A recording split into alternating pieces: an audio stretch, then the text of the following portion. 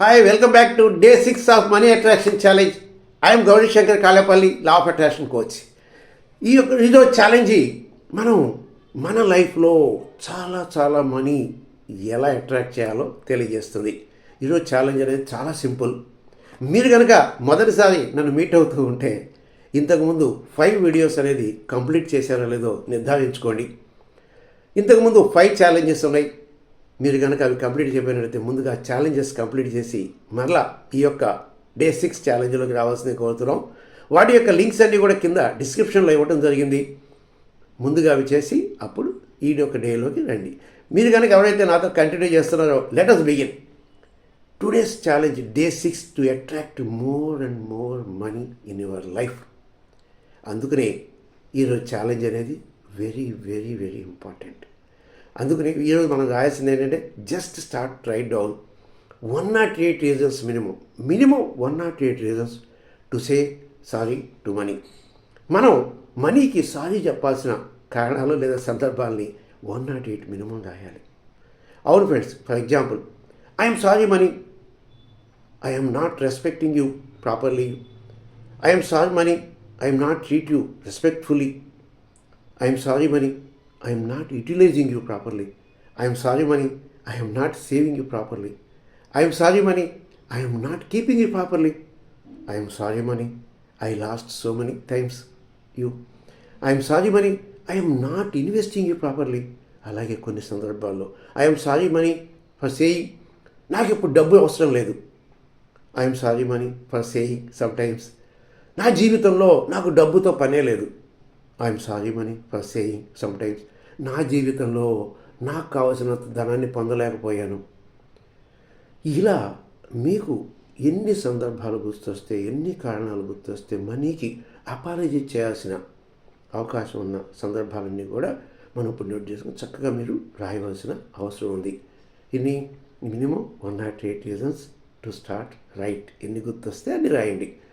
చూడండి, ఒక మనీని ఒక పర్సన్గా ట్రీట్ చేస్తూ, మనీతో పర్సన్ అనే ఉద్దేశంతో ఆలోచిస్తూ, ఒక పర్సన్తో ఎలాంటి రిలేషన్షిప్ ఉంటుందో అలాంటి రిలేషన్షిప్ మన మనీతో పొందాలి.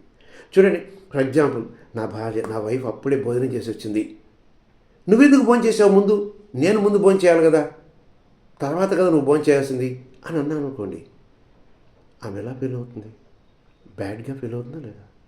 మనం కూడా మనీతో చాలా సందర్భాల్లో అలానే మనం చేస్తూ ఉంటాం. సపోజ్ చూడండి, నేను డబ్బు కోసం పని చేయను, I don't work for money అన్నాం అనుకోండి. మనీ ఎలా ఫీల్ అవుతుంది? ఈరోజు మనం మనీని ఒక పర్సన్గా ట్రీట్ చేస్తూ మనం ఏ సందర్భాల్లో మనీకి అపాలజైజ్ చెప్పాల్సిన అవసరం ఉంది అవన్నీ కూడా రికగ్నైజ్ చేసి రాయాల్సిన అవసరం ఉంది కదా. చూడండి ఫ్రెండ్, ఇవన్నీ కూడా ఎలా రాయాలి అని అనుకున్నారా? Simple technique I will tell you. మనం డే 2 ఛాలెంజ్లో మీకు గుర్తుందా? మనందరం కూడా రాసాం రీజన్స్. ఏంటిది? Feelings, thoughts, beliefs, actions. మనలో ఉన్న feelings, thoughts, beliefs, actions about money అనేది రాయడం జరిగింది. అక్కడ ఒక పేజీలో ఓన్లీ నెగిటివిటీ గురించి రాయడం జరిగింది. టేక్ దట్ పేజ్, ఆ పేజ్ తీసుకోండి, రాయండి.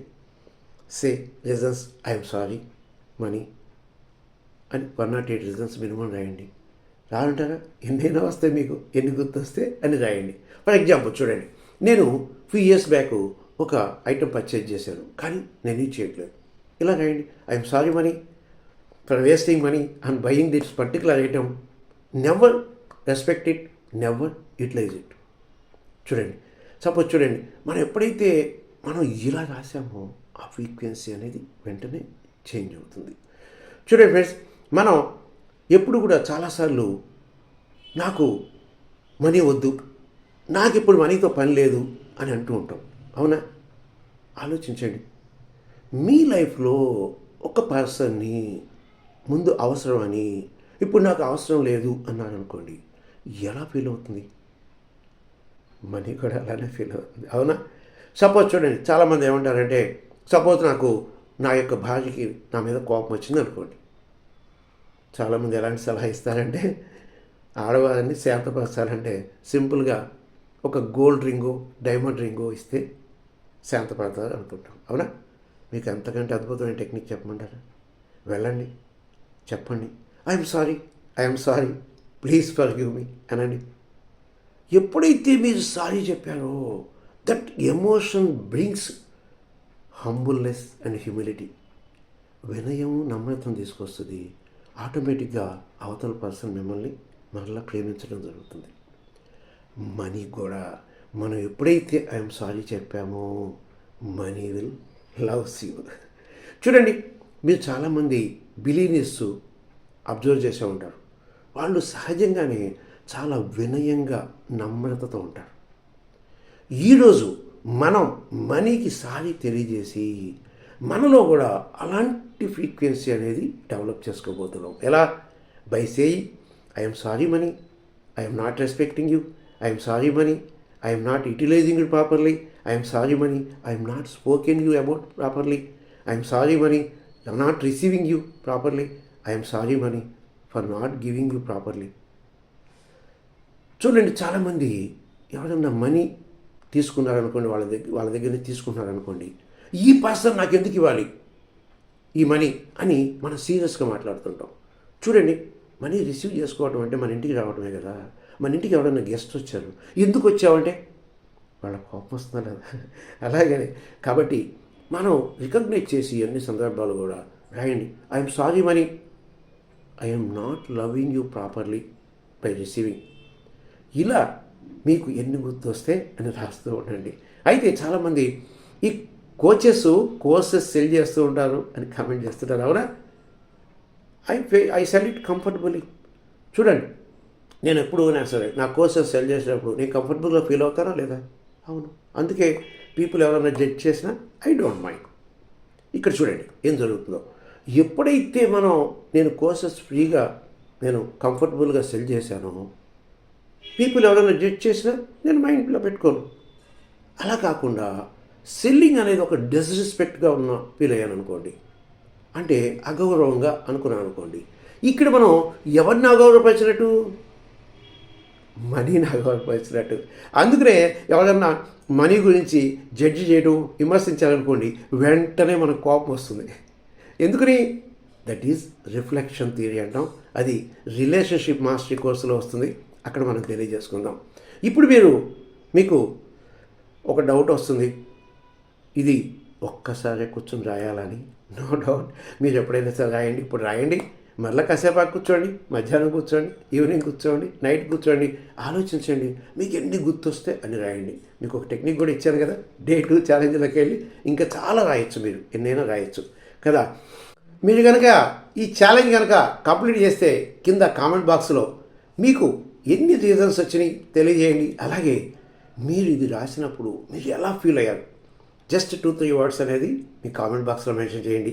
అలాగే ఇది కనుక మీ ఫ్రెండ్స్, ఫ్యామిలీ మెంబర్స్కి వాళ్ళల్లో కూడా ఆ మనీ ఫ్రీక్వెన్సీ అనేది డెవలప్ అవ్వాలనుకుంటే వాళ్ళకు కూడా షేర్ చేయండి.